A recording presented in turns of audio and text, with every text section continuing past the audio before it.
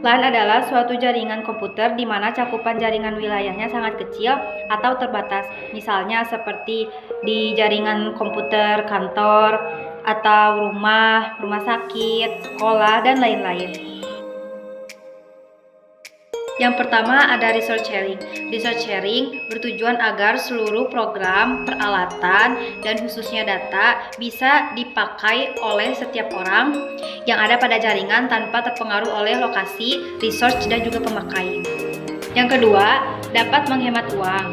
Yang ketiga, keamanan data lebih terjamin. Yang keempat adalah paperless. Paperless adalah pengurangan bahan kertas. Komponen LAN terdiri dari 3 macam. Yang pertama workstation, yang kedua server, dan yang ketiga link. LAN adalah sebuah jaringan komputer suatu kota yang memiliki transfer data dengan kecepatan tinggi. Jaringan tersebut biasanya menghubungkan berbagai lokasi dalam suatu kota, misalnya perkantoran, kampus, pemerintah, dan jaringan lainnya. Jaringan LAN merupakan gabungan jaringan LAN yang hanya bisa menghubungkan suatu gedung saja. LAN memiliki cakupan luas yang lebih dibanding LAN, di mana cakupannya berkisar antara 10 km hingga 50 km. LAN dinilai cocok untuk jaringan yang menghubungkan antar kantor dalam suatu kota, ataupun pabrik dengan satu kantor pusat sebagai pusatnya. Fungsi utama dari LAN adalah menghubungkan komputer dan juga perangkat lain sehingga bisa melakukan komunikasi satu dengan yang lainnya. Jaringan LAN bisa meliputi banyak wilayah sehingga memiliki cakupan koneksi wilayah yang lebih luas. Bisa disebut cakupan tersebut gabungan beberapa jaringan LAN. Contoh dari jaringan LAN yang pertama, jaringan bank. Contohnya adalah Bank Mandiri yang dihubungkan dengan koneksi jaringan LAN di wilayah Jakarta, Depok, Bogor, Tangerang, dan Bekasi. Yang kedua, jaringan internet antar gedung di kampus. Yang ketiga, perkantoran.